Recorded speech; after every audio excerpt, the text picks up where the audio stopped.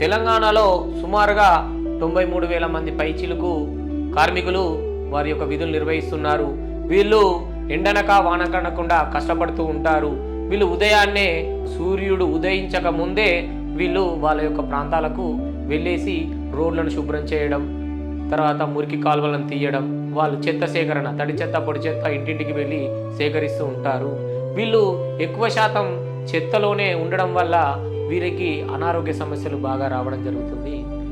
సఫాయన్న లేకుంటే మనకు శుభ్రత అనేది ఉండదు. మనకు రోగం వస్తే వైద్యుడి దగ్గరికి వెళ్ళాలి. అదే రోగం రాకుండా ఉండాలంటే మనకు సఫాయన్న ఎంతో అవసరం. కానీ మనం ఆ సఫాయి కార్మికులను చిన్న చూపు చూస్తాం.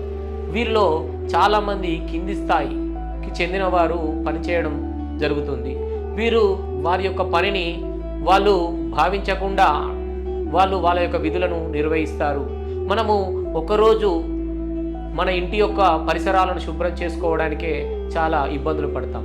అలాంటిది వాళ్ళు రోజు మన యొక్క పరిసర ప్రాంతాలను ఎప్పటికప్పుడు శుభ్రం చేస్తూ మన ఆరోగ్యాన్ని వాళ్ళు కాపాడుతున్నారు. అలాంటి ఆరోగ్యాన్ని కాపాడుతున్న మన యొక్క సఫాయన్నలకు మనం వాళ్ళని ఏ విధంగా చూడాలి, వాళ్ళను సమాజంలో మనం ఏ విధంగా గుర్తించాలి? కానీ వాళ్ళు పడుతున్న కష్టాలు, వాళ్ళు మన కోసం చేస్తున్న శ్రమ, వాళ్ళు పడుతున్న ఇబ్బందులను మనం ఏనాడు వాళ్ళను గుర్తించడం లేదు.